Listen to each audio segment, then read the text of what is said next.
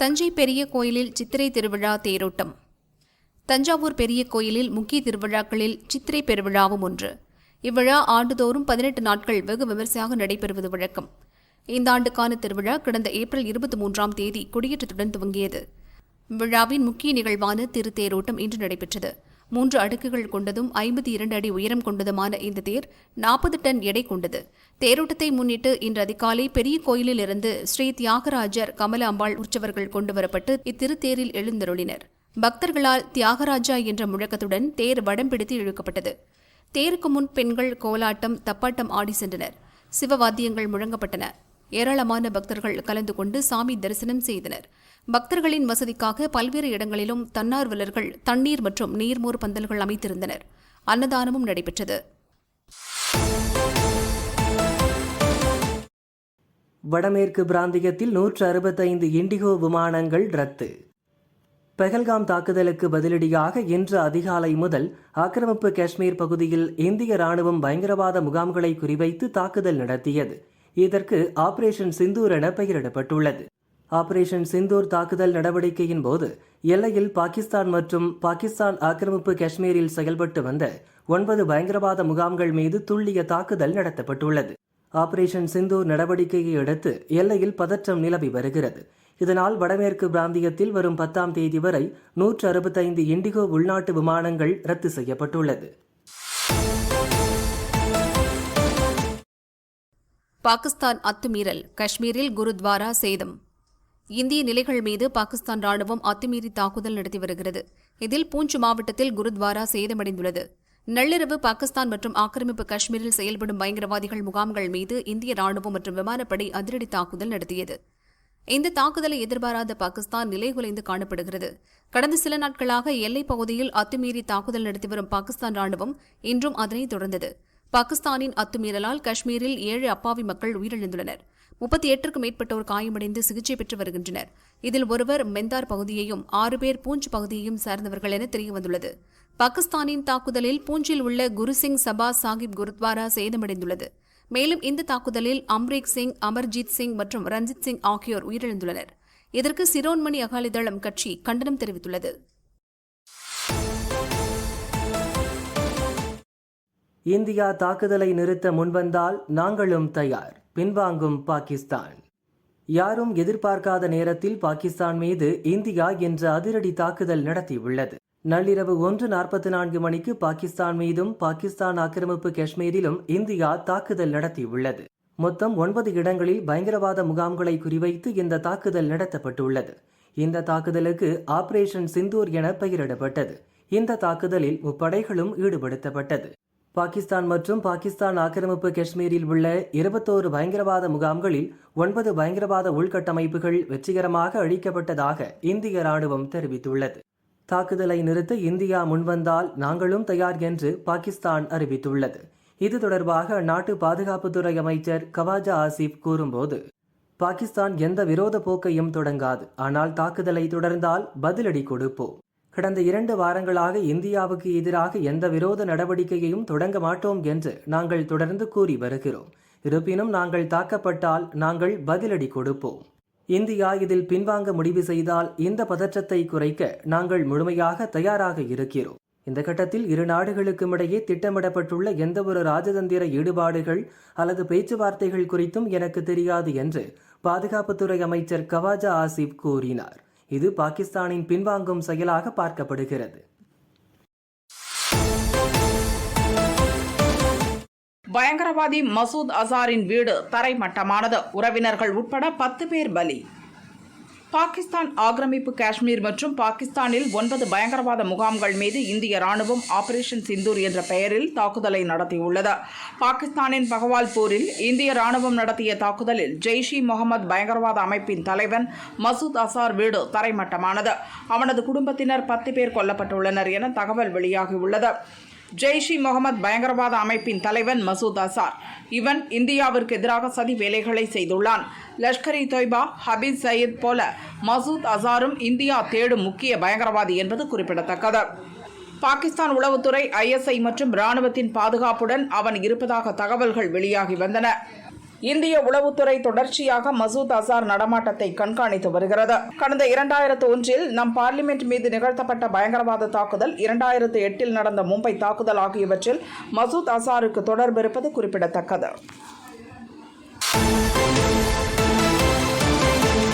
போர் பதற்றம் காரணமாக ஏர் இந்தியா விமானங்கள் ரத்து. இந்தியா பாகிஸ்தான் இடையே ஏற்பட்டுள்ள போர் பதற்ற சூழலால் ஜம்மு, ஸ்ரீநகர், லே, ஜோத்பூர், அமிர்தசரஸ், ஜாம்நகர், சண்டிகர், ராஜ்கோட் உள்ளிட்ட இடங்களில் ஏர் இந்தியா விமானங்கள் பிற்பகல் வரை ரத்து செய்யப்பட்டுள்ளன. போர் பதற்றம் காரணமாக காஷ்மீரில் உள்ள 5 எல்லை மாவட்டங்களில் இன்று பள்ளி கல்லூரிகளுக்கு விடுமுறை அளிக்கப்படுவதாக அறிவிக்கப்பட்டுள்ளது. ஜம்மு, சம்பா, கதுவா, ரஜோரி, பூஞ்சில் உள்ள அனைத்து பள்ளிகள், கல்லூரிகள் மற்றும் கல்வி நிறுவனங்களை இன்று மூட உத்தரவிடப்பட்டுள்ளது. இந்த 5 மாவட்டங்களில் பள்ளி கல்லூரிகள் மூடப்பட்டுள்ளன. சித்ரா பௌர்ணமிக்கு திருவண்ணாமலைக்கு சிறப்பு பஸ்கள் இயக்கம். சித்ரா பௌர்ணமியை முன்னிட்டு திருவண்ணாமலை கோயில் கிரிவலத்துக்கு சுமார் 25 லட்சம் முதல் 30 லட்சம் மக்கள் கலந்து கொள்வார்கள் என்று எதிர்பார்க்கப்படுகிறது. திருவண்ணாமலைக்கு மே 11, 12ஆம் தேதி சென்னை மற்றும் பல்வேறு இடங்களிலிருந்து சிறப்பு பஸ்கள் இயக்கப்பட உள்ளது. இதுகுறித்து தமிழக அரசு வெளியிட்டுள்ள அறிவிப்பில் திருவண்ணாமலைக்கு நாள்தோறும் இயக்கப்படும் பஸ்களுடன் கூடுதலாக சிறப்பு பஸ்கள் இயக்கப்பட உள்ளது. அதன்படி 11ஆம் தேதி மாநிலத்தின் பிற பகுதிகளிலிருந்து திருவண்ணாமலைக்கு நாள்தோறும் இயங்கக்கூடிய பஸ்களுடன் 1940 பஸ்கள் கூடுதலாக இயக்கப்படும். அதேபோல் 12ஆம் தேதி 1530 பஸ்களும் இயக்கப்படும். கிளாம்பாக்கம் பேருந்து முனையத்தில் இருந்து 11ஆம் தேதி 1156 பேருந்துகளும், 12ஆம் தேதி 966 பேருந்துகளும், மாதவரத்திலிருந்து 2 நாட்களுக்கும் தலா 150 பேருந்துகளும் இயக்கப்படும்.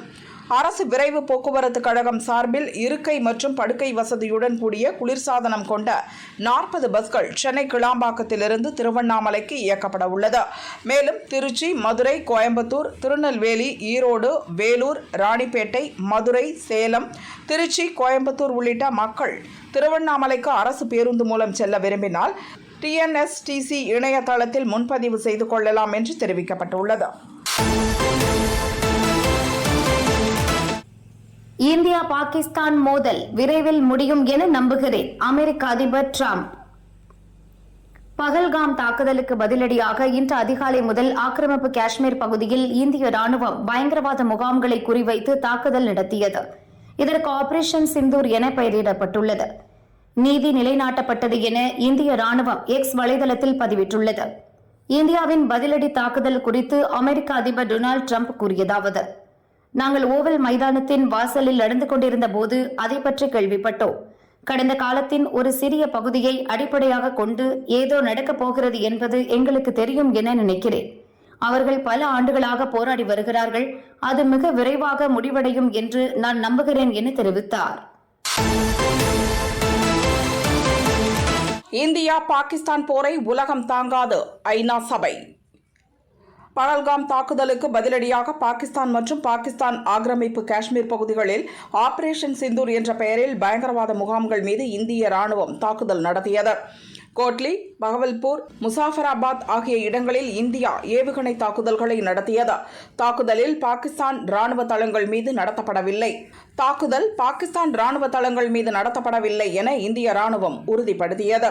இந்தியா, பாகிஸ்தான் ஆகிய இரு நாடுகளும் ராணுவ கட்டுப்பாட்டை கடைபிடிக்க வேண்டும் என்று ஐநா பொதுச் செயலாளர் ஆண்டனியோ குட்டரஸ் கோரிக்கை விடுத்தார். இது தொடர்பாக பேசிய ஐநா சபை பொதுச் செயலாளரின் செய்தி தொடர்பாளர், எல்லை கட்டுப்பாட்டு கோடு மற்றும் சர்வதேச எல்லையை தாண்டி இந்திய ராணுவம் தாக்குதல் நடத்தியதற்கு ஐநா சபை பொதுச் செயலாளர் கவலை தெரிவித்துள்ளார். இரு நாடுகளும் அதிகபட்ச ராணுவ நிதானத்தை கடைபிடிக்க வேண்டும் என்று அவர் அழைப்பு விடுக்கிறார். இந்தியாவிற்கும் பாகிஸ்தானுக்கும் இடையிலான ராணுவ மோதலை உலகம் தாங்காது என்று தெரிவித்ததாக கூறினார். இந்தியாவுக்கு தக்க பதிலடி கொடுப்போம், பாகிஸ்தான் மிரட்டல். பகல்காம் தாக்குதலுக்கு பதிலடியாக இன்று பாகிஸ்தான் மீது இந்தியா தாக்குதல் நடத்தியது. பாகிஸ்தானில் செயல்பட்டு வரும் பயங்கரவாத முகாம்களை குறிவைத்து ஏவுகணை தாக்குதல் நடத்தப்பட்டது. ஆபரேஷன் சிந்தூர் என பெயரிடப்பட்ட இந்த தாக்குதலில் பாகிஸ்தானில் 3 பேர் உயிரிழந்தனர். இந்தியாவுக்கு பதிலடி கொடுக்கப்படும் என்று பாகிஸ்தான் மிரட்டல் விடுத்துள்ளது. இது தொடர்பாக பாகிஸ்தான் ராணுவத்தின் ஊடகப் பிரிவு தலைவர் அகமது ஷெரீப் சௌத்ரி வெளியிட்டுள்ள அறிக்கையில், இது கோழைத்தனமானது. எதிரி இந்தியா வான்வழி தாக்குதல் நடத்தியுள்ளது. பக்வல்பூர், கோட்லி, முசாராபாத் ஆகிய 3 நகரங்கள் மீது வான்வழி தாக்குதல் நடத்தப்பட்டுள்ளது. இந்த தாக்குதலுக்கு பாகிஸ்தான் பதிலடி கொடுக்கும். பதிலடிக்கான நேரம், இடத்தை பாகிஸ்தான் முடிவு செய்யும் என தெரிவிக்கப்பட்டுள்ளது.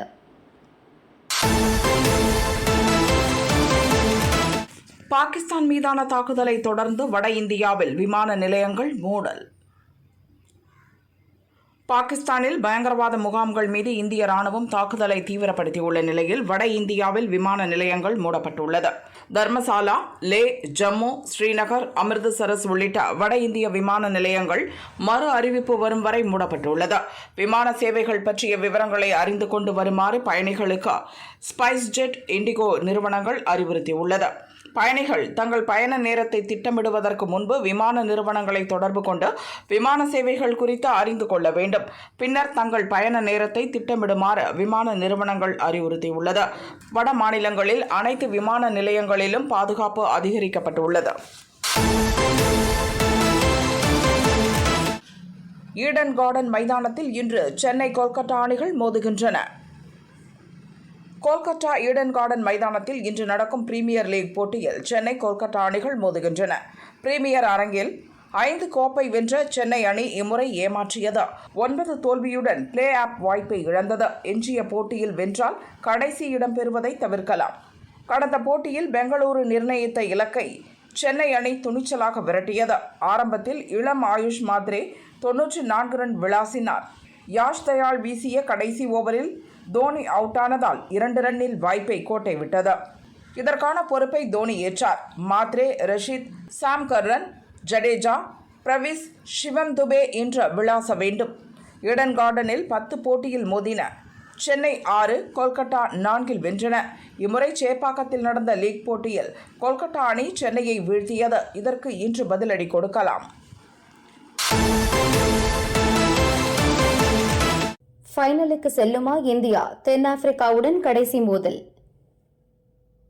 முத்தரப்பு தொடரின் கடைசி லீக் போட்டியில் இந்திய பெண்கள் அணி தென்னாப்பிரிக்காவை சந்திக்க உள்ளது. இலங்கையில் பெண்களுக்கான முத்தரப்பு ஒருநாள் தொடர் நடக்கிறது. இந்தியா, தென்னாப்பிரிக்க அணிகள் பங்கேற்கின்றன. ஒவ்வொரு அணியும் மற்ற அணியுடன் தலா 2 முறை மோதுகின்றன. டாப் 2 இடம்பெறும் அணிகள் ஃபைனலில் மோதும். இந்திய அணி இதுவரை பங்கேற்ற 3 போட்டியில் 2 வெற்றி, 1 தோல்வியுடன் 4 புள்ளியுடன் 0.433 ரன் ரேட் பெற்று பட்டியலில் முதலிடத்தில் உள்ளது. இலங்கை 4 புள்ளியுடன் 0.166 ரன் ரேட்டுடன், தென்னாப்பிரிக்கா 2 புள்ளியுடன் 0.356 ரன் ரேட் எடுத்து அடுத்த 2 இடத்தில் உள்ளன. இன்று இந்திய அணி தனது கடைசி லீக் போட்டியில் தென்னாப்பிரிக்காவை எதிர்கொள்கிறது. இதில் வென்றால் 6 புள்ளியுடன் முதல் அணியாக ஃபைனலுக்கு செல்லலாம். கடைசியாக இலங்கையுடன் சொதப்பிய இந்திய அணியின் தொடர்ச்சியான 8 வெற்றி பயணம் முடிவுக்கு வந்தது. இருப்பினும் இத்தொடரில் சிறப்பாக செயல்பட்டு வரும் துவக்க வீராங்கனை பிரித்திகா, ஸ்னே ராணா, அனுபவ ஸ்மிருதி மந்தனா, கேப்டன் ஹர்மன் பிரீத் கவுர் கை கொடுத்தால் வெற்றி எளிதாகும்.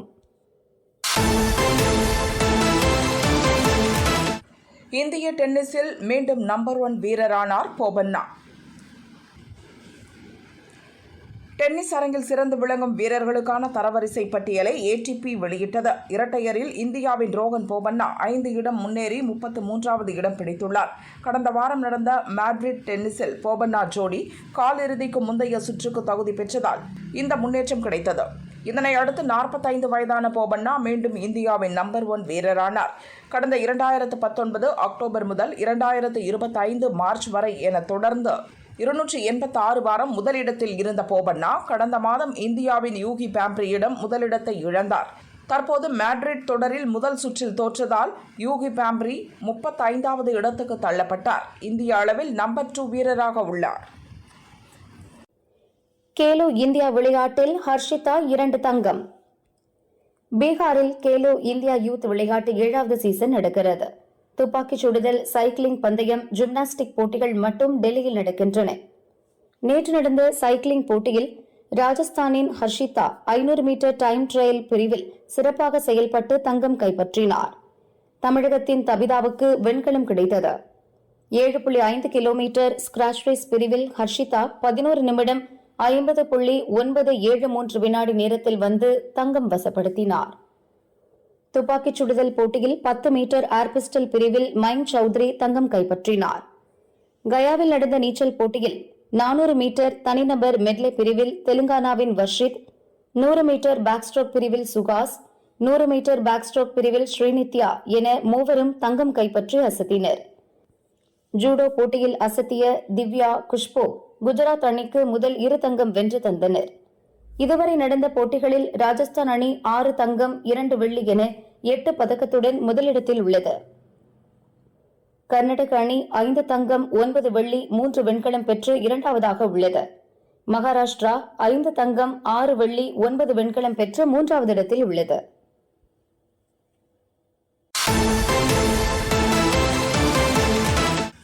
பாகிஸ்தான் பயங்கரவாத முகாம்கள் மீது இந்தியா அதிரடி தாக்குதல்.